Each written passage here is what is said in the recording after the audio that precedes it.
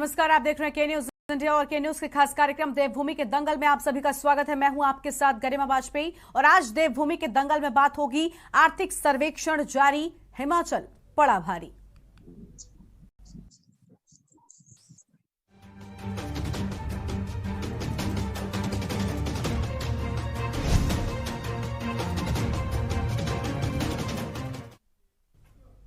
उत्तराखंड की पंचम विधानसभा के बजट सत्र में सदन के पटल पर आर्थिक सर्वेक्षण रिपोर्ट 2021 से 22 रखी गई। आर्थिक सर्वेक्षण रिपोर्ट के अनुसार 2020 से 21 में कोविड के बुरे दौर में राज्य की आर्थिक विकास दर शून्य से भी नीचे चली गई थी, जो अब 2021 से 22 में 6.13 तक पहुंचने का अनुमान लगाया गया है। और साथ ही प्रति व्यक्ति आय में भी बढ़ोतरी हुई है। पिछले साल 1,82,698 थी, अब ये बढ़कर 1,96,282 रुपए तक हो चुकी है। लेकिन लगातार अपने पड़ोसी राज्य हिमाचल की प्रति व्यक्ति आय 2,01,854 से पिछड़ते जा रहे हैं, क्योंकि पिछले दशक में लगातार उत्तराखंड हिमाचल के प्रति व्यक्ति आय में आगे रहा है। तो वहीं एक तरफ हमारी आर्थिक विकास दर और प्रति व्यक्ति आय में बढ़ोतरी हुई है और दूसरी ओर हम पड़ोसी राज्य से पिछड़ते जा रहे हैं। साथ ही राष्ट्रीय विकास दर औसत 9.2% के मुकाबले प्रदेश की दर कम है। आज इसी को लेकर हम विस्तार से बातचीत करने वाले हैं, लेकिन इससे पहले एक नजर आज के हमारे इस खास रिपोर्ट पर डालिए।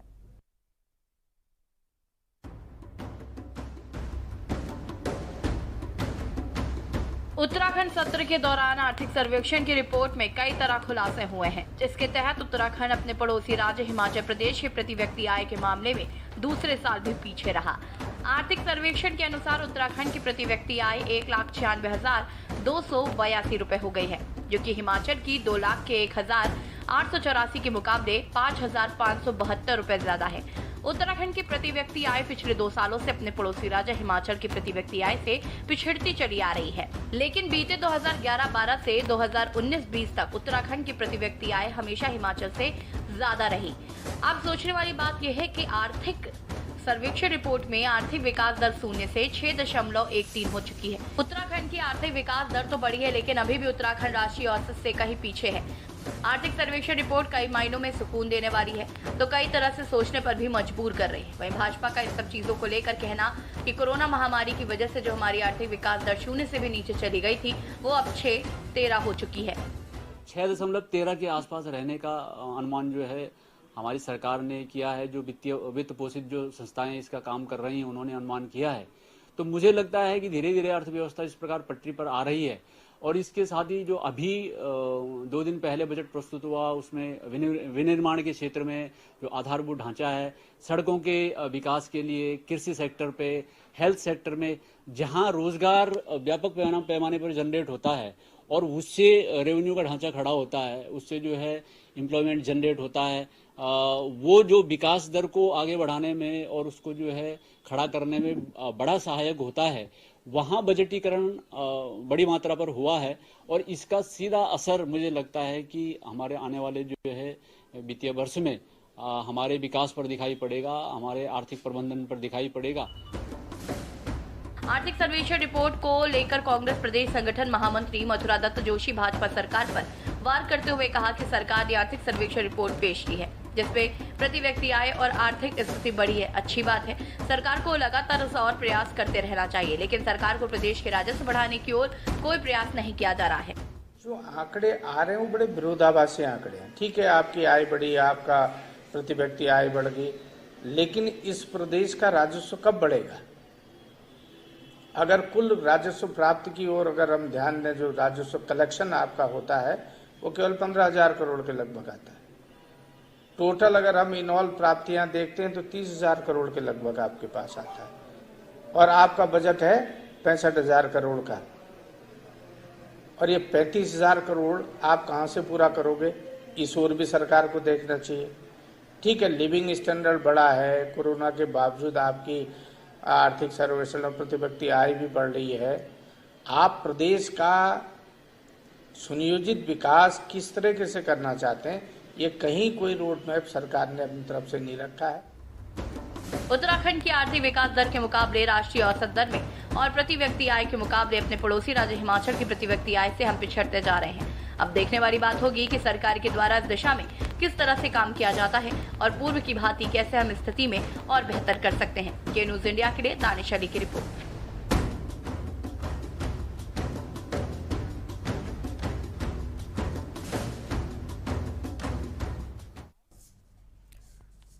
तो देवभूमि के दंगल में आज इसको लेकर हम चर्चा करेंगे, लेकिन उससे पहले आपको सीधा पंजाब लेकर चलते हैं, जहां पर मुख्यमंत्री भगवंत मान क्या कह रहे हैं, सुनाते हैं। खंबियां ते चढ़ के पलास नाल लोकां दे कनैक्शन जोड़ के पार्टी बनाई है। शुगर दे मरीज ने 20-20 दिन भुख हड़ताल रखी। डॉक्टर कहंदे जिंदगी नूं खतरा है, कहंदे कोई गल नहीं, लोकां दी जान बचाउणी है। मनीष सिसोदिया जी उन्हां दे नाल सी। एक अंदोलन चों पार्टी निकली रामलीला ग्राउंड चों, अन्ना हजारे मूवमेंट चों, तां उन्हां ने की कीता, आम घरां दे धीआं पुत्त लभणे शुरू करते भी आ जाओ हुण तुहाडी वारी आऊगी। उहदे चों मैं भी सी। 2014 च मैनूं टिकट मिल गई संगरूर तो, ते तुसीं ऐसा झंडा गड्ढिया कि 2.25 लाख सब तो वड्डे मार्जन ते तुसीं मैनूं जिताता। पहला भी जितते रहे ने बहुत, पर कल्ला जितना नहीं, उत्थे जाके बोलना भी हुंदा है, उत्थे जाके लोगों के हक की आवाज उठाउणी हुंदी है। इदू पहला जिहड़े आपां घुग्गू बट्टे भेजते रहे हैं, 100 की मुड़े आउंदे सी, 100 की, पता ही नहीं भी किवें बोली दा। क्योंकि पार्लीमेंट च बोलना किते सौखा, एडे एडे सिरां वाले बैठे उत्थे, और 20-25 साल तो उत्थे ही बैठे हैं। जदों कोई गल करो यह जी गल कहंदे ने, सारा मुद्दा ही भटक जाता है। पर मैनूं बोलना आउंदा सी, क्योंकि मैं लखां दी गिणती च बड़े बड़े शो करके मेरा झाका खुलिया होया सी। मैं कहा कोई गल नहीं, मैं किहड़ा गैस बैल्टिंग करदा, आ जाओ मैं भी बोलण दा ही काम करदा। उस तो बाद फिर ठीक हो गए, फिर वो ठीक हो गए भी इहदे नाल पंगा ना लईए, ठीक है ना। सो वीरो, ये कोई बोलण दा मैनूं पता नहीं मिलदा उत्थे, पर मेरा फर्ज बनता है कि मैं आवाज उठावां। इत्थों तक के पंजाब के बाकी जिहड़े जिले ने लोक सभा दे, वो लोग भी इत्थे आके कहंदे सी साडे वाले तो काम होना नहीं जी, तुसीं बोल दो काम बन जूगा। मैं कहा कोई गल नहीं। सो वीरो, असीं तां परमात्मा नूं मनण वाले लोक हां, आम लोक हां। गड्डी मूहरे घुग्गी आ जे, असीं तो उत्थे भी खड़ के अफसोस करने वाले बंदे आ, किसी का हक नहीं मारते। सो असीं तां तुहाडे वर्गे आ, तुसीं साडे वर्गे हो। अपने वर्गियां दी सरकार आ गई, इदों पहलां वाले कदे दिखे ही नहीं। आ जिहड़ियां गड्डियां मेरे नाल फिरदियां ने काफले च, ये मैनूं सिक्योरिटी वाले कहंदे जी इदों पहलां सानू 3-3 दिनों बाद वही खड़ियां गड्डियां स्टार्ट करनियां पैंदियां सी भी बैटरी ना सौ जे। कहंदे हुण जिन्ना जिन्ना तुसीं घुम ले, कहंदे इन्ना तो 10 साल च नहीं घुमे। वो माइलेज चैक कर लियो गड्डियां दी। जिस दिन किते मैनू मनीष जी अद्धा क दिन किते मैं घरे रह ला, मैनू ऐ लगन लग जांदा है मैं धरती ते बोझ आ यार, चलीए किते यार, लोकां दे हक च कोई आवाज़ उठाइए, कोई फैसला करिए। जिवें आपां रोटी खाण वेले बुरकी मत्थे नूं लाउने आ, परमात्मा दा शुक्र करदे आ कि परमात्मा रिजक देई रखी, रिजक ना घटाई। मैं बिल्कुल उवें जिवें जदों मैं पंजाब दे हक्कां च कोई फैसला करदा, मैं उस पैन नूं मत्थे ना लाउणा कि परमात्मा लोकां दे हक च ही चलवाई, समत बख्शी, किते कोई लोकां दे विरुद्ध ना कोई पैन चल। इसे गल्लों घबराए हुए ने हुण भी आम घरां दे धीआं पुत्त किवें आ गए, मਹਿੰਦਰ मास्टर दा मुंडा किवें आ गया सतौज वाला। इत्थे तां साडे मुंडे बहिंदे हुंदे ने, इत्थे तां साडे पुत्त भतीजे साले जीजे बहिंदे हुंदे ने। आही दुख है हुण इन्हां नूं, ऊई तुरे फिरदे ने, इधर नूं चले कदे इधर नूं चले। एक दिन साडे घरे आ गए, ना कोई टाइम लिया, अगर चल आ गए कोई नहीं चाह पिया दो, बची खुची कांग्रेस जिन्नी क हैगी आ उन्हां नूं, ते चाह पियाती। चाह पिया के साडे घर धरना दे के बह गए, ते नारे की ला रहे सी, धर्म सोत तेरी सोच ते पैरा देंगे ठोक के। आहा किड किडे इनकलाबी पैदा किए, ਸਾਰੇ ਪੰਜਾਬ ਦੇ ਦਰਖਤ ਖਾ ਗਏ ਉਹ। ਉਹਨਾਂ ਦੀ ਸੋਚ ਤੇ ਪੈੜਾ ਦਿੰਦੇ ਨੇ ਇਹ, ਤੇ ਨਾਲ ਨਾਰੇ ਲੱਗ ਰਹੇ ਸੀ ਸਾਡੇ ਹੱਕ ਇੱਥੇ ਰੱਖ। ਅੱਛਾ, ਮੈਂ ਕਿਹਾ ਰਿਸ਼ਵਤ ਕਰਨਾ ਕਾਂਗਰਸ ਦਾ ਹੱਕ ਹੈ, ਹੱਕ ਹੀ ਬਣਾ ਰੱਖਿਆ ਵੀ ਇਹ ਤਾਂ ਸਾਡਾ ਹੁੰਦਾ ਹੈ। ਹੁਣ ਨਹੀਂ ਇਹ ਚੱਲਣਾ ਬਈ, ਅਸਲ 'ਚ ਇਹਨਾਂ ਨੇ ਸੋਚਿਆ ही नहीं ਸੀਗਾ। तो पंजाब से आप सुन रहे थे मुख्यमंत्री भगवंत मान को, जहां पर उनकी ओर से कई बड़ी बातें कही गई हैं। और देवभूमि के दंगल में एक छोटा सा ब्रेक के लिए यहाँ पर रुक रहे हैं, कहीं मत जाएगा क्योंकि ब्रेक के बाद हमारी ये चर्चा शुरू होगी। आप देख रहे हैं के न्यूज, खबरों का सारथी। देखें कौन नया खिलाड़ी आया है, समझा देते हैं, प्यार से समझाएंगे। ये तो अपनी जुबान है। जुबान एक हो तो दिल भी एक होने चाहिए। विमल बोलो जुबान केसरी। आप देख रहे हैं के न्यूज, खबरों का सारथी।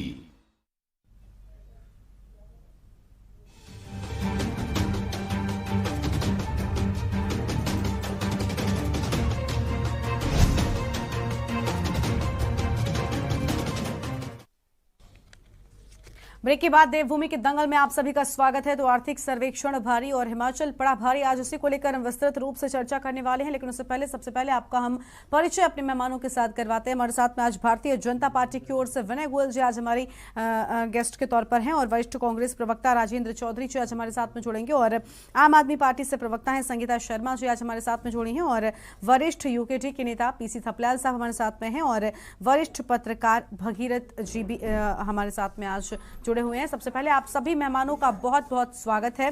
शुरुआत हम भारतीय जनता पार्टी के प्रवक्ता विनय गोयल जी के साथ करना चाहेंगे। विनय जी, ठीक है, हमने अभी एक रिपोर्ट दिखाई, इस रिपोर्ट में साफ तौर पर यह नजर आया है कि जो प्रति व्यक्ति आय है वो बढ़ी है, उसमें इजाफा हुआ है, ठीक है, लेकिन प्रति व्यक्ति आय के साथ साथ राजस्व भी अगर बढ़ जाएगा तो मुझे लगता है उत्तराखंड के लिए काफी अच्छा होगा। राजस्व पर कब काम होगा, कब बढ़ेगा? देखिए, मैं आपका धन्यवाद करना चाहता हूं कि आपने इस महत्वपूर्ण विषय पर ये जितनी सारी पॉजिटिव बातें सर्वेक्षण रिपोर्ट में आई हैं, उससे अलावा जो नेगेटिव भी आपको लगा उसके ऊपर भी चर्चा की, जो कि निश्चित रूप से हमें आगे बढ़ने के लिए और रास्ता दिखाने का काम करेगा। और इस प्रकार की जो सकारात्मक आलोचना है वो हमेशा किसी भी प्रदेश के लिए फायदेमंद है। मैं निश्चित रूप से ये कहना चाहता हूं कि नेतृत्व में उत्तराखंड की सरकार ने पिछले कोविड की महामारी के बावजूद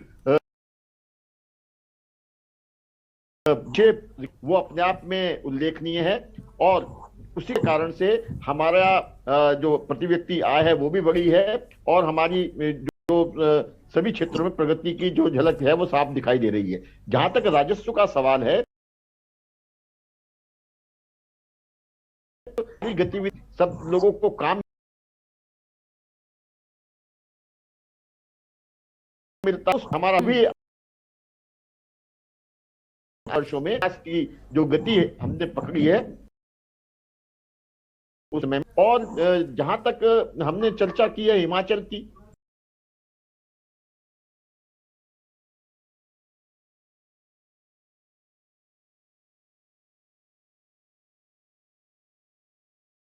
₹500 तो बहुत बड़ा अंतर नहीं है, ये अंतर हम बहुत जल्दी पाट लेंगे, क्योंकि हिमाचल को बने हुए हमसे बहुत अधिक समय हो गया।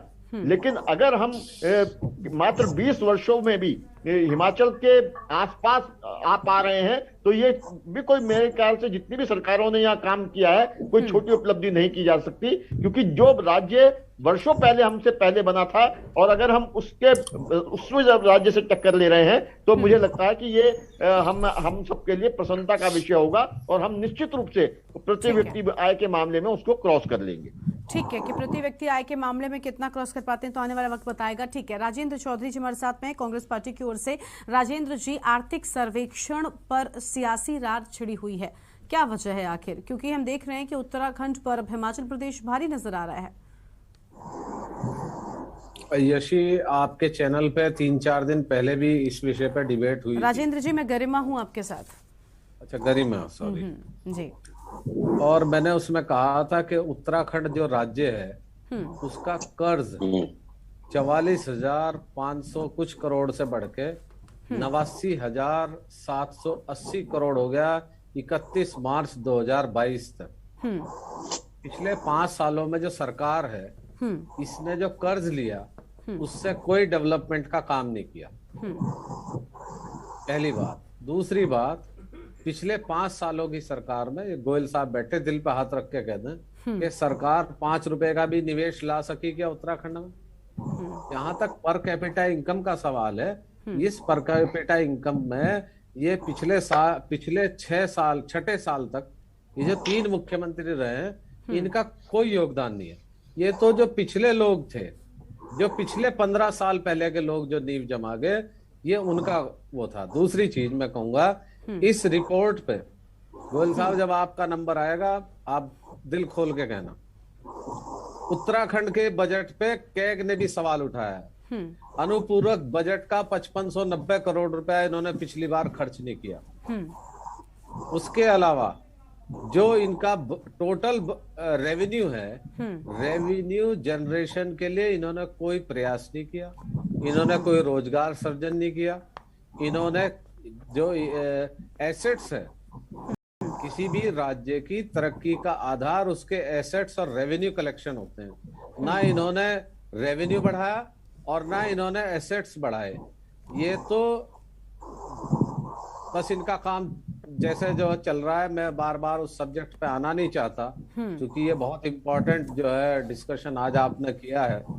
मैं तो एक बात कहूंगा कि आर्थिक मोर्चे पर भाजपा विफल है और विफलता का कारण ये है कि ये किसी की भी सलाह को, किसी के भी मशवरे को का सम्मान नहीं करते हैं, उसका मखौल उड़ाते हैं।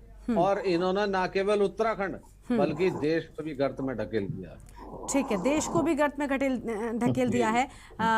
यूकेडी से प्रवक्ता, यूकेडी से नेता है हमारे साथ पीसी थपलियाल साहब। थपलियाल साहब, स्वागत है आपका आज की इस चर्चा में। अभी आपने सुना, एक तरफ विनय जी कह रहे हैं कि भाई हमने पर कैपिटा इनकम को तो जीत लिया है, अब कहीं ना कहीं राजस्व में भी हम उसके लिए अब इसका असर, जो बजट आया है इसका असर देखने को मिलेगा और उसमें भी बढ़ोतरी होगी। अभी दूसरी ओर राजेंद्र जी कह रहे हैं कि भाई इन मुख्यमंत्रियों ने तो कुछ किया ही नहीं, इसके पहले की जो नींव थी अब उसी पर टिका हुआ है सब कुछ। क्या लगता है आपको कि आर्थिक सर्वेक्षण पर आखिर देवभूमि पिछड़ा क्यों है? क्या वजह क्या है आखिर?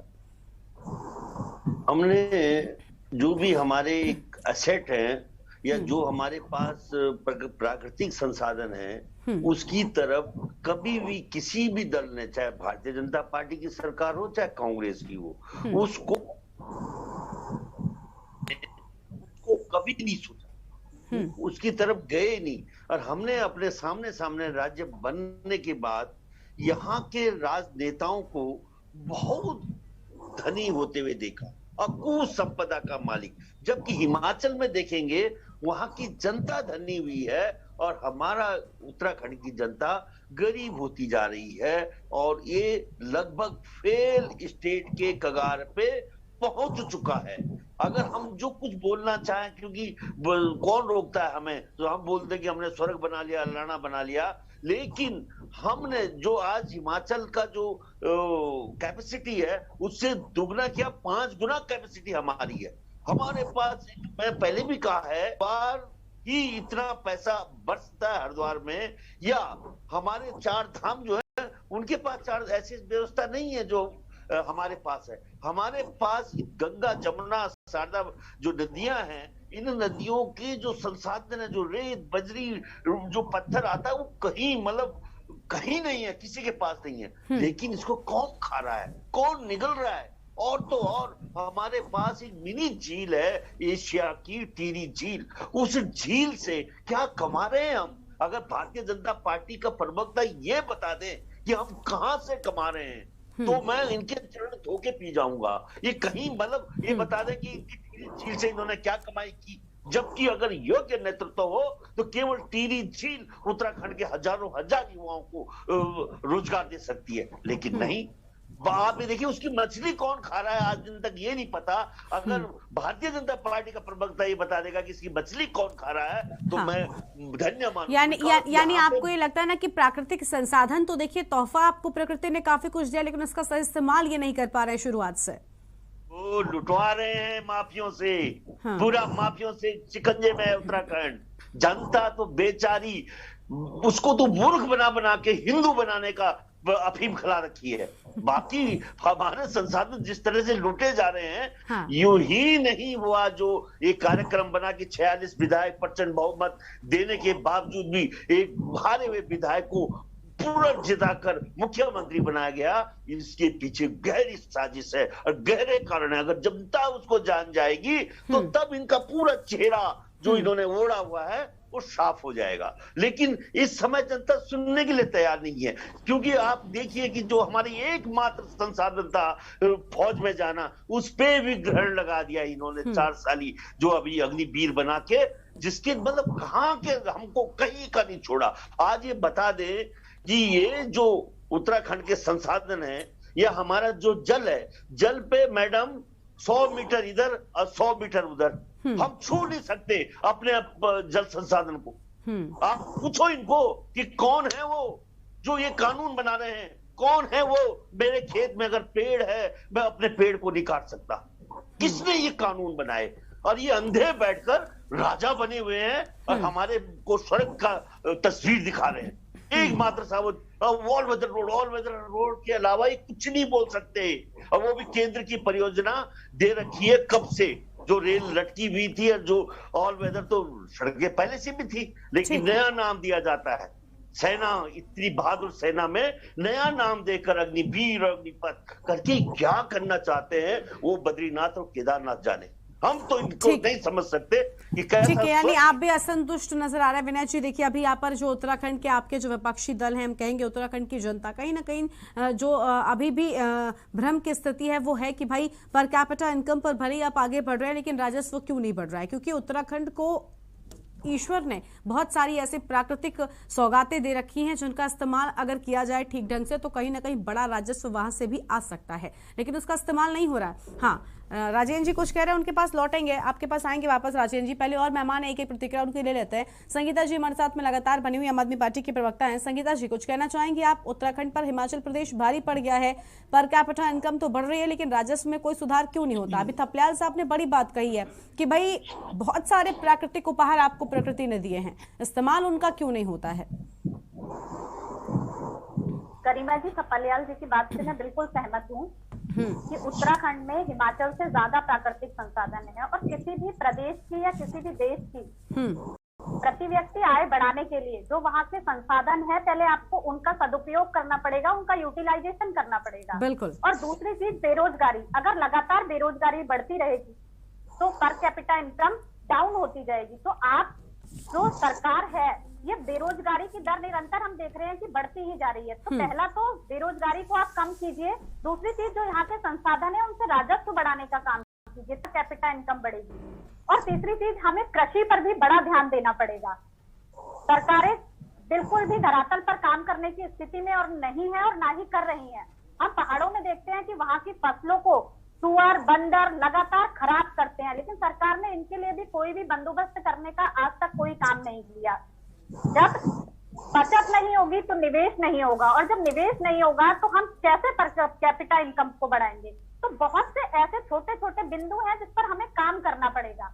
तीसरी चीज देखिए, जो राज्य पर कर्ज है, एक जो हमारे कर्ज है, जब हम नया कर्ज ले रहे हैं तो कैग की जो रिपोर्ट है उसके अनुसार 71% हम पुराने कर्ज के ब्याज को चुकाने में दे रहे हैं। तो आप सोचिए कितने दुर्भाग्य की बात है। तो आपको अगर कर्ज, हमने जो अभी भी बजट पेश किया और भाजपा ने उसमें बहुत वाहवाही लूटी गरिमा जी, लेकिन आप ये तो देखिए वो बजट कब आत्मनिर्भर होगा? उत्तराखंड कब ऐसा बजट लेकर के आएगी जो आत्मनिर्भर बजट होगा, जिसमें हमें केंद्र से उधार मांगने की जरूरत नहीं होगी, जिसमें हमारे ऊपर कर्ज ना चढ़े? उस दिन हम उत्तराखंड के बजट को एक सफल बजट मानेंगे जिस दिन वो आत्मनिर्भर बजट बनेगा। बिल्कुल बिल्कुल, बड़ी बात है। देखिए संगीता जी भी यहाँ पर कह गई हैं कि आत्मनिर्भरता की बात तो कर रही है सरकार, लेकिन आत्मनिर्भरता दिखाई नहीं दे रही है। पहले ही आपके ऊपर इतना कर्जा चढ़ा हुआ है, तो फिर बजट वही है ना कि घोषणा वीर जो मुख्यमंत्री कहे जाते थे, ये तो वही बात हो गई कि घोषणा करते रहिए और आप उधार लेकर मलाई खाते रहिए, तो वो एक अलग चीज हो गई। वेना जी से हम इस पर जवाब लेंगे, लेकिन उससे पहले भगीरथ जी हमारे साथ में लगातार बने हुए वरिष्ठ पत्रकार हैं। स्वागत है आपका भगीरथ जी। भगीरथ जी, अभी आपने सुना यहाँ पर सभी पार्टियों के प्रवक्ता को, और बीजेपी की ओर से अभी वेना जी कह रहे हैं कि भाई हम राजस्व पर काम करेंगे, इस बार का जो बजट है ये हमारे राजस्व पर बड़ा असर डालेगा। लेकिन सबसे बड़ा सवाल भगीरथ जी यहाँ पर ये है ना कि उत्तराखंड पर अगर कर्ज की बात करें तो मुझे लगता है कि जो नवजात शिशु जन्म भी लेता है एक बच्चा, उस पर भी 75,000 रुपए का कर्ज जो है वो होता है, अगर एक आंकड़े जो है वो ये कहते हैं। तो ऐसे में कर्ज इतना ज्यादा, उसके बाद बजट इतना बड़ा बड़ा आप दिखा रहे हो, और रही बात उत्तराखंड में प्राकृतिक सोर्सेज बहुत सारे, जैसा भी थपलियाल साहब कह गए कि इतना सब कुछ प्रकृति ने हमें उपहार स्वरूप दे रखा है लेकिन इस्तेमाल नहीं हो रहा है। ऊर्जा प्रदेश मुझे लगता है उत्तराखंड को कहते थे, और इस बार ऊर्जा में क्या हालत हुई है विद्युत विभाग की, ये हम सबसे छिपी नहीं है। तो क्या वजह है कि राजस्व जो है वो नहीं बढ़ पा रहा है या ध्यान नहीं दिया जा रहा है? केंद्र के अधीन आखिर क्यों है, कहां कमी रह रही है, इसको आप विस्तार से समझाएं। भगीरथ जी आप अनम्यूट करें पहले, आपकी आवाज नहीं पहुंच रही है हम तक। देखिए, कमी नियोजन में हो तो उसके सामाजिक क्षेत्र में, आर्थिक क्षेत्र में, सभी सेक्टर में उसका असर पड़ता है। हमें लगता है कि नियोजन में कहीं कमियां रह जाती। मैं आपको एक छोटी सी उदाहरण देता हूं। जो ब्यूरोक्रेट है, अगर किसी ब्यूरोक्रेट को नियोजन विभाग की जिम्मे दे दें, सचिव की या प्रमुख सचिव, उसको एक प्रकार से अपन इतना उपेक्षित और ऐसा विभाग माना जाता है कि उसको महत्व ही नहीं दिया जाता। वो समझते हैं इसका ये तो बहुत हल्का फुल्का और विभाग है, कोई मलाईदार विभाग मिलना चाहिए। जिस राज्य में इस तरह की मानसिकता के लोग हों सेवा क्षेत्र में, सर्विस में, तो उस प्रदेश का बेहतर नियोजन कैसे होगा? मैं पहली बात, क्योंकि हम ये रोज देखते हैं, मैं ये बात इसलिए कह रहा हूँ, ये बड़ा सुखद है कि उत्तराखंड की प्रति व्यक्ति आय 14,000 रुपये बढ़ी है, और आंकड़ा जो है बड़ा पुलकित करने वाला है। और हम सरकार को बधाई भी देंगे कि अगर ये हकीकत है और सबकी आमदनी बढ़ी है कोरोना काल के बाद, तो निश्चित रूप से ये बहुत अच्छी खबर है। हाँ। लेकिन मैं एक उदाहरण देके मैं हल्के सा उसको बताना चाहूंगा। एक परिवार में 10 व्यक्ति हैं, 3 कमाने वाले हैं, 3 भाई। एक की आमदनी बढ़ जाती है, एक की कोरोना काल के बाद नौकरी छूट गई, वो छुटपुट अपना काम कर रहा है, जितना पहले कमाता था उसका कमा रहा है, और दूसरा जो है वो उसकी आय स्टेबल है।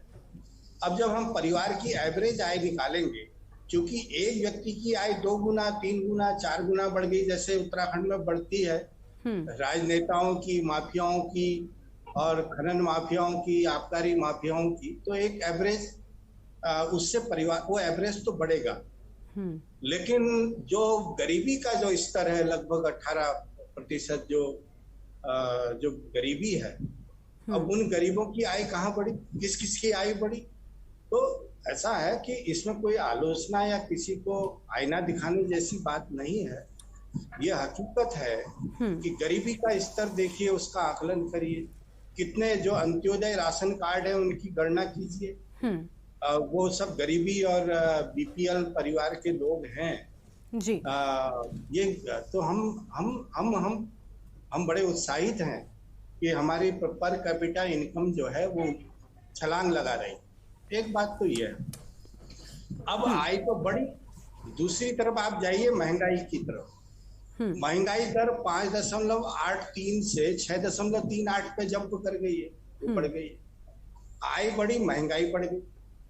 अब एक महत्वपूर्ण बात यह है कि जिस परिवार की आय बढ़ी, जिस व्यक्ति की आय बढ़ी, तो उसका तो कर्ज कम होना चाहिए, क्योंकि आय बढ़ गई है तो उसको अपने जरूरी आवश्यकताओं की पूर्ति के लिए तो कर्ज लेने की ज्यादा आवश्यकता नहीं होगी। अब उत्तराखंड में पर कैपिटा इनकम जो बढ़ रही है, लेकिन जो कर्ज की जो हमारी वो है, जो हम कर्ज ले रहे हैं बाजार से, वो कर्ज भी बढ़ रहा है। तो ये बड़ा कॉन्ट्राडिक्टरी लगता है। हालांकि अब आंकड़े हैं, ये अभी अनुमानित आंकड़े हैं। जो आर्थिक सर्वेक्षण आया है ये अनुमानों पर आधारित है। ठीक है। और इसके जो परिणाम आएंगे अभी 1 साल 2 साल बाद आएंगे। और ये अनुमान है, और कई चीजें हैं जो हम राष्ट्रीय औसत से, जिसमें हमें लगता है, जैसे महंगाई में ले लीजिए। राष्ट्रीय औसत महंगाई में 6.01 है, लेकिन उत्तराखंड का 6.38 है। क्या ये चिंता का विषय नहीं है? बिल्कुल। तो कई ऐसे सवाल हैं जिनको मैं समझता हूँ राजनीतिक दलों के लोग बैठे हैं। विनय जी बहुत होशियार व्यक्ति हैं, अच्छे व्यवसायी भी हैं, वो भी इस बात को समझते होंगे। लेकिन मैं ये समझ रहा हूँ, जहाँ तक मैं समझ रहा हूँ, जो हमारा जो मूलभूत सेक्टर है, जहाँ से हमारी जो आर्थिकी में सुधार हो सकता है, हमने कृषि क्षेत्र को और हॉर्टिकल्चर सेक्टर को, सर्विस सेक्टर जो है, जो हमारे जिसमें पर्यटन से जुड़े हुए कारोबार इत्यादि सभी कुछ है, इन सेक्टर को फोकस करने की जरूरत थी। आपको बता दें कि कृषि क्षेत्र हमारा जो पहले तो हमारा जो अधिकांश जो भूभाग है वो वनाच्छादित है, और हमारे पास कृषि भूमि बहुत कम है। 1 लाख हेक्टेयर से अधिक भूमि को अर्बनाइजेशन खाग चुका है। और अभी विधानसभा में भी ये बात हुई थी कि हजारों हेक्टेयर भूमि जो है असिंचित है। हरिद्वार में ही शायद 4, मेरे ख्याल से चौधरी जी बेहतर जानते होंगे, करीब 6-7 हेक्टेयर भूमि ऐसी है जो सिंचाई सुविधा नहीं मिलने के कारण वो उस पर पैदावार नहीं हो पा रही है, और पहाड़ में तो बुरा हाल है ही। तो हमने जो है इरिगेशन सेक्टर को ध्यान देना चाहिए। माइनर इरिगेशन में जो हमें जो भारत सरकार से जो मिलती थी ग्रांट पिछले कई वर्षों से, उसमें जो है हमारे पास जो स्टाफ है, इंजीनियर्स हैं, उनको हम इतना वेतन दे रहे, जितना वेतन दे रहे थे उसका 1/4 का भी वो काम नहीं कर पाए, क्योंकि ग्रांट मिल नहीं रही। तो हमें इस सेक्टर को देखना पड़ेगा।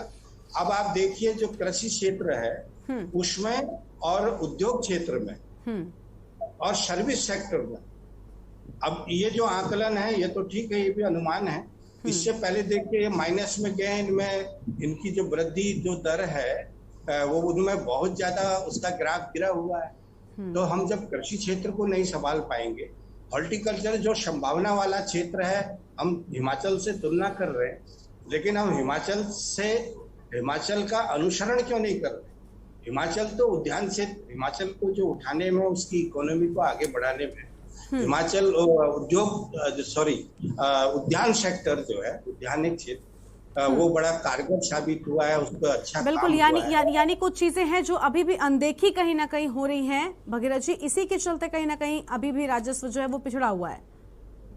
इन्वेस्टमेंट भी कौन लोग कर रहे हैं? किसी गरीब का तो इन्वेस्टमेंट नहीं होता। तो हमें जो है आम आदमी को ही फोकस में रखना पड़ेगा। किसान को, गरीब को, मजदूर को, जब उसको देखेंगे, उसकी जेब में पैसा होगा, तो तभी आगे बात। बिल्कुल। और देखिए आपने भगीरथ जी बड़े अच्छे शब्दों में बताया ना कि एक अगर बच्चे की, एक घर में एक व्यक्ति की आय दोगुनी हो जाती है, लेकिन दूसरे की कोरोना के चलते नौकरी चली गई है, उसकी नौकरी चली जाती है, तो असर तो रेशियो तो बराबर हो गया ना। इस रेशियो पर ध्यान देना जरूरी है, उसके बाद ही असल में राजस्व और पर व्यक्ति की जो आय है वो उस कारगर साबित हो पाएगी। विनय जी, अभी आपने सुना, राजेंद्र जी कह रहे हैं कि भाई आप तो बता दीजिए कि 1 रुपए का निवेश अगर आप लेकर आए हों, आपसे चाहे कांग्रेस पार्टी के हों और से हों, या फिर हमारे साथ में संगीता जी हैं, थपलियाल जी हैं, अभी आपने सुना, कोई भी संतुष्ट जो है वो नजर नहीं आ रहा है, क्योंकि राजस्व नहीं बढ़ रहा है, कर्ज में उत्तराखंड डूबता जा रहा है, जो बड़ी चिंता है। आखिर कैसे बजट से आर्थिक स्थिति सुधरेगी? और देखिए बड़ी अच्छी बात यहाँ पर अभी कहा ना कि संगीता जी ने कि आत्मनिर्भरता की आप बात करते हैं, बजट आत्मनिर्भर कब आएगा? क्योंकि केंद्र से अगर उधार लेकर ही बजट देना है तो फिर वो तो और कर्जा बढ़ गया ना, उसमें इजाफा कहाँ हुआ? उत्तराखंड का भला कैसे हुआ? विनय जी। गरिमा जी, मैं निवेदन ये करना चाहूंगा कि मैंने सभी की बात पूरे शांति से सुनी है, और मैंने केवल उंगली उठाई थी, उसी पे राजेंद्र जी ने मुझे टोक दिया, केवल उंगली उठाने पे। तो अब मैं अनुरोध ये करना चाहूंगा कि जब मैं बोलूं तो ऐसी ही शांति बना के रखें, क्योंकि बात जब मैं कहूंगा तो शायद इनको पसंद नहीं आएगी। बोलिए। भारतीय जनता पार्टी के सरकारों के द्वारा जिस प्रकार से काम किया जा रहा है और उससे जो तरक्की हो रही है वो लोगों को समझ में नहीं आ रही है। और खास तौर से जो हमारे प्रदेश की राजनीति के दो बड़े जीरो हैं, एक उत्तराखंड क्रांति दल और आम आदमी पार्टी, जिनको 0-0 सीटें दी हैं, वो बड़ी बड़ी बातें करते हैं, सब पर आरोप लगाते हैं। और मुझे ये लगता है कि जिस पार्टी के मुख्यमंत्री के उम्मीदवार और जिस पार्टी के प्रदेश अध्यक्ष अपनी पार्टी के बारे में ये कहकर पार्टी छोड़कर चलकर भारतीय जनता पार्टी में शामिल हो गए कि उनकी नीतियां बेकार है, उनकी करनी कथनी में अंतर है और वहां कोई संभावना नहीं है, ऐसी पार्टी के प्रवक्ता मुझे मालूम नहीं कब तक वो उस पार्टी में रहेंगी, वो भी बातें कर रही है बड़ी बड़ी। मैं अब आपको बताना चाहता हूँ इस विषय के बारे में कि अभी हमारे साथी प्रवक्ता पूछ रहे थे, साहब इन्वेस्टमेंट कहां से आ गया। 1.25 लाख करोड़ रुपए के एमओयूज हमारे साइन हुए हैं, उसमें से 40,000 करोड़ के एमओयूज धरातल पर आने प्रारंभ हो गए हैं। और जो ये एमओयूज पटियाल जी बैठे हैं, पूरा जो इतने बड़े काम होते हैं वो रातों रात नहीं आते, उनके लिए क्योंकि जमीन की भी आवश्यकता होती है और अन्य संसाधनों की आवश्यकता होती है, तो वो सारी चीज हो रही है। रही कर्ज की बात, ये बहुत बड़ा, हर जगह जिस भी चैनल पे डिबेट में मैं जाता हूँ कर्ज कर्ज कर्ज की चर्चा बहुत ज्यादा होती है, इसलिए इस विषय पे 2-3 विषय स्पष्ट करना बहुत आवश्यक है। आपने सारी बातें तो कर ली और आपने सब बातों को चर्चा कर ली, लेकिन इस बात की चर्चा नहीं की कि इस कर्ज में वो भी शामिल है जो हमें जीएसटी का कंपनसेशन मिलना था, लेकिन कोविड के कारण से सरकार ने उसको ऋण के रूप में नहीं, तो ये ऋण ये कर्ज उत्तराखंड पर कोई 2 सालों में तो नहीं हो गया ना विनय जी, ये 2 सालों का ही कर्ज थोड़ी ना है उत्तराखंड पर।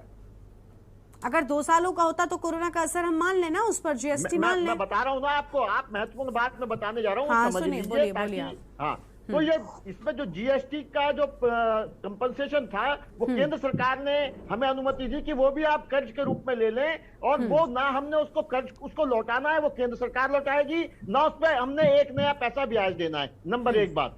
दूसरी बात, हमें जो अनुदान मिलता है, अनेकों अनुदान हमें केंद्र सरकार से मिलते हैं जो कि 50 वर्ष बाद हमें वापस करने हैं, जिसपे कोई ब्याज नहीं हमें देना, वो भी इसमें शामिल है। तो हम केवल ऊपरी सतह की बातें कर और ये कहकर कि इतना कर्जा हो गया, उतना कर्जा हो गया, हर बच्चे पे इतना कर्जा हो गया, जैसे आज ये मांग रहे कि जिसके घर में बच्चा पैदा होगा उससे कहेंगे लाओ भाई तुम 73,000 रुपए दे दो, इस प्रकार का डरावना माहौल बनाने का प्रयास करते हैं, ये उचित नहीं है। भारतीय जनता पार्टी पूरी सजग है और आम आदमी के लिए जितने काम आगे पूछ रहे थे, कब किसी सरकार ने सोचा कि गरीबों के घर में शौचालय होना चाहिए, गरीबों के घर में रसोई गैस होनी चाहिए, गरीबों के घर में मुफ्त बिजली का कनेक्शन होना चाहिए, पानी का कनेक्शन होना चाहिए, उसको मुफ्त घर मिलना चाहिए।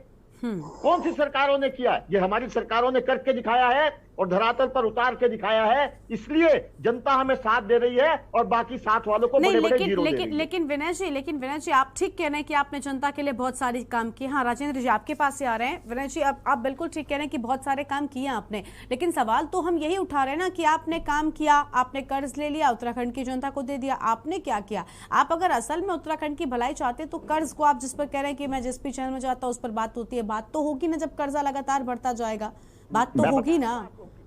देखिए, कर्ज कोई भी व्यक्ति जब तरक्की करता है, और हम विशेष कैटेगरी स्टेट हैं, हमें 90 और 10 के रेशो में अगर केंद्र से सरकार से कोई बड़ी योजना मिल रही है जिसमें 90% केंद्र ने देना है और 10% केवल उत्तराखंड ने देना है, तो क्या वो योजना हम केवल इसलिए छोड़ दें कि हम 10% नहीं दे सकते? अगर 10% हम कर्ज लेके भी दे सकते हैं तो मेरे सारे पैनलिस्ट भी इस बात को स्वीकार करेंगे कि हमें 90% प्राप्त करने के लिए 10% अगर कर्ज भी लेना पड़े तो निश्चित रूप से लेना चाहिए। आप बिल्कुल ठीक कह रहे हैं। अभी फिलहाल आपने जो एग्जाम्पल दिया मैं भी उसके साथ सहमत हूँ, लेकिन फिलहाल ये लागू नहीं होता ना उत्तराखंड पे ये लागू नहीं हो रहा, इसलिए देखिए हम बात करेंगे। और कर्ज की एक सीमा होती है, आपके यहाँ जो बच्चा जन्म लेता है उस पर भी 75,000 रुपए का कर्ज है, तो ये विकास नहीं कहलाएगा असल में। विनय जी एक मिनट और, कि आपने बहुत अच्छी बात की, कर्ज की सीमा होती है। हम सीमा से बाहर नहीं गए हैं। अभी मुझे नहीं पता कि मेरे साथी पैनलिस्टों को इसके बारे में जानकारी है कि नहीं है।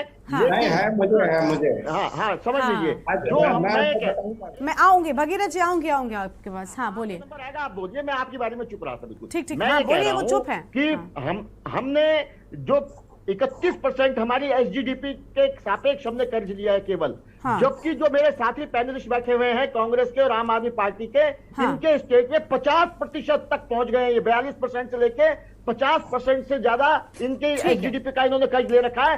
ना हो इन्हें जानकारी तो अपनी सरकारों से पूछ ले। ठीक है। कांग्रेस से जल्दी से राजेंद्र जी आप बताइए क्या कहना है, और उसके बाद जाएंगे भगीरथ जी के पास। अभी ये तो कह रहे हैं कि भाई इन्होंने सीमा को नहीं पार किया है। मतलब मुझे समझ नहीं आता कि ये तर्क क्या हुआ, क्योंकि कर्ज में डूबा उत्तराखंड, इस पर मैंने न जाने कितने डिबेट्स कर दी, और अभी विराट जी कह रहे हैं कि कर्जा तो हमने सीमा पार नहीं की है। ठीक है, हाँ राजेंद्र जी बताइए, आप अभी कुछ कहना चाह रहे थे। विनय भाई जो है वो पॉलिटिकल जवाब दे रहे हैं।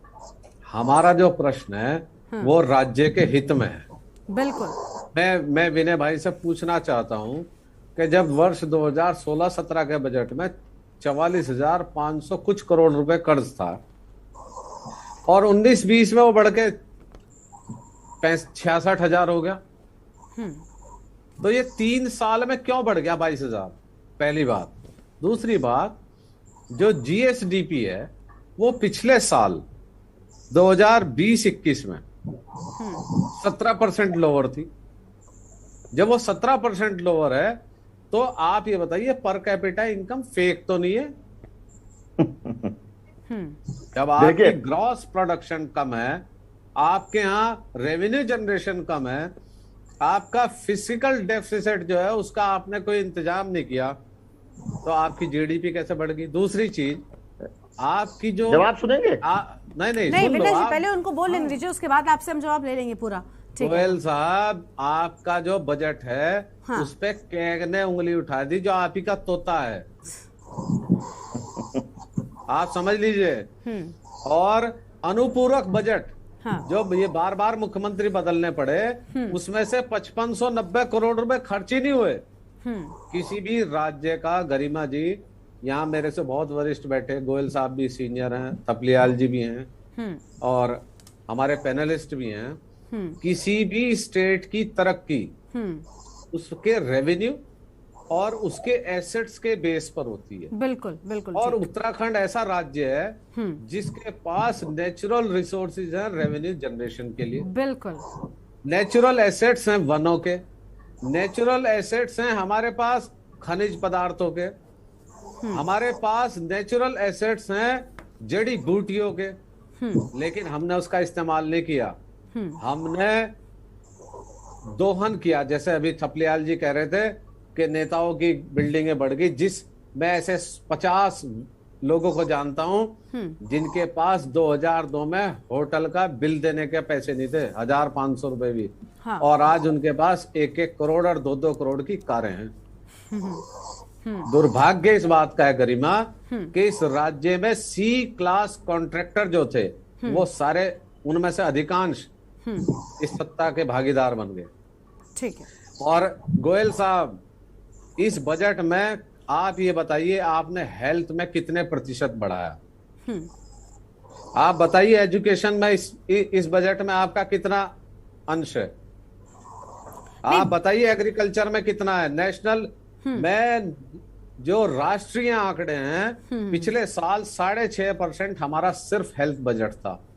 सिर्फ हम एग्रीकल्चर में 6.7 थे, और उसके लिए मैं बार बार आपके डिबेट पे भी कह चुका हूं कि उसका साधुवाद जाता है पूर्व कृषि मंत्री सुबोध उनियाल को, जिस आदमी ने, मैं अपने विभाग, अपनी सरकारों की भी मानता हूं, कि जिस आदमी ने प्रयास करके उत्तराखंड के हॉर्टिकल्चर को, उत्तराखंड के जड़ी बूटी को, उत्तराखंड के बहुत से ऐसे युवाओं को उन्होंने मौका दिया, और वो कृषि के बारे में कुछ नहीं जानते थे। अब आपने जो आदमी एक विभाग को अच्छे से चला रहा था, उसे बदल के आपने एक ऐसा नए आदमी को ले आए जो खेती के बारे, जिसे ये नहीं पता रबी की फसल कौन सी है और खरीफ की कौन सी है। आपने रूरल डेवलपमेंट पे बताइए क्या खर्च बढ़ाया? कितने परसेंट है गोयल साहब? यानी राजेंद्र जी यानी आपको भी यही लग रहा है ना कि इन्होंने एक दूरदृष्टि के लिहाज से यहाँ पर ये विकास की बात नहीं कर रहे, बस ये कह देना कि हमने ये राशन दिया, हमने ये दिया, हमने पर कैपिटा इनकम को बढ़ा दिया। ये एक बहुत जनरल बात होती है। आप सरकार में, तो मुझे लगता है विनय जी, सरकार को उत्तराखंड की ये सोचना चाहिए कि उत्तराखंड के संपूर्ण विकास कैसे हो। आप दूरदृष्टि की बात करते हैं ना, तो वही दूरदृष्टि वाली बात यहाँ पर बैठ रही है कि आप लाभ क्या दे रहे हैं, ये बहुत बड़ी बात नहीं है, क्योंकि लाभ तो वैसे ही आप कह रहे हैं कि आप केंद्र से उधार लेकर दे रहे हैं। 1 मिनट कंप्लीट करना चाहूंगा, मुझे 20 सेकंड दे दें। हाँ राजेंद्र जी जल्दी से। उत्तराखंड राज्य में अब फिलहाल ना कोई चुनाव है, ना कोई ये चुनावी डिबेट है। हाँ बिल्कुल। गोयल साहब, मेरा आपसे अनुरोध है कि सरकार से कहिए रेवेन्यू जनरेशन पे काम करे, उससे मेरा भी लाभ होगा, आपका भी होगा, इस राज्य के हर युवा का। बिल्कुल बिल्कुल बिल्कुल। दूसरी चीज, मैं आपके माध्यम से गरिमा कहना चाह रहा हूँ, इस चैनल के माध्यम से, कि जो बेरोजगारी बढ़ रही है, मेरा मानना है, ऐसा मैं मानता हूँ, हो सकता है सबकी राय मुझसे इत्तेफाक ना करे, उत्तराखंड में हमारे पास 2 सेक्टर ऐसे हैं जिनमें हम बहुत थोड़ा इन्वेस्ट करें और बहुत बड़ा रेवेन्यू मिल जाए। नंबर 1 हमारी 4 धाम यात्राओं से जुड़ा हुआ पर्यटन, और नंबर 2 हॉर्टिकल्चर, एग्रीकल्चर और जड़ी बूटी। अगर हम इसमें प्रयास करें, और करना चाहिए था, और मुझे बहुत दुख हुआ कि 4 धाम यात्रा के लिए इस सरकार ने 100 रुपए का बजट नहीं रखा। एग्रीकल्चर, हॉर्टिकल्चर के लिए इन्होंने 1% भी इंक्रीज नहीं किया। ठीक है, देखिए आंकड़े तो राजेंद्र जी सामने आ चुके हैं, इसको लेकर आप सदन में तो बता दिया गोयल साहब ने कि 1,40,000 करोड़ के जो एग्रीमेंट हैं, हाँ। मुझे लग रहा है अडानी के अलावा तो किसी का जुगाड़ है नहीं 1,40,000।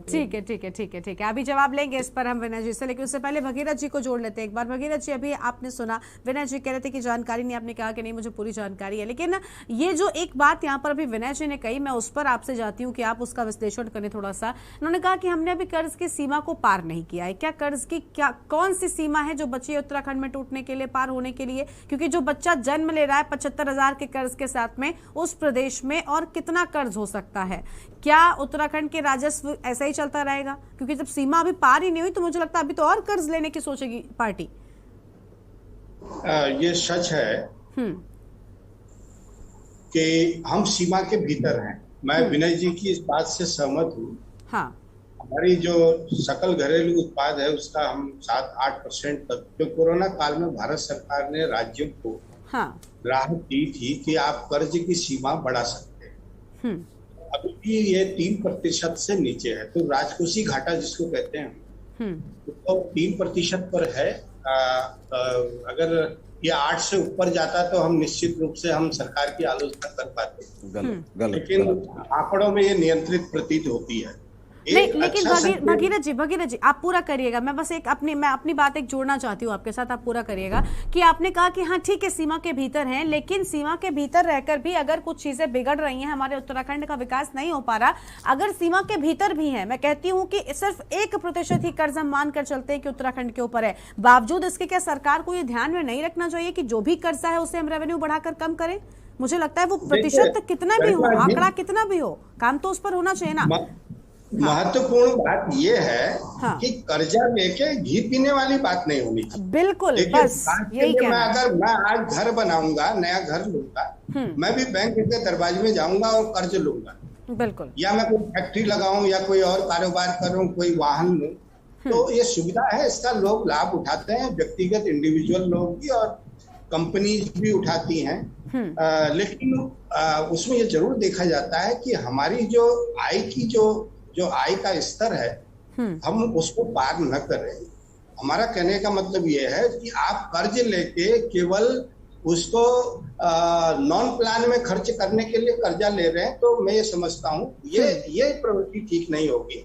हाँ, कर्ज लेके आप पूंजीगत निवेश बढ़ाएं, जैसे अभी चौधरी जी भी कह रहे थे। जो ये बजट है, इस बजट में जो पूंजीगत जो व्यय है वो करीब 25% दिखाई दे रहा है, और 75% हमारा जो है एस्टेब्लिशमेंट में, वेतन भत्तों में इत्यादि में जा रहा है। इसको हम करना ये चाहिए, कर्ज लेने में कोई बुराई नहीं, कर्ज आप लीजिए, लेकिन जो पूंजीगत निवेश है तो वो बढ़ना चाहिए ताकि हमारे पास एसेट्स बढ़े।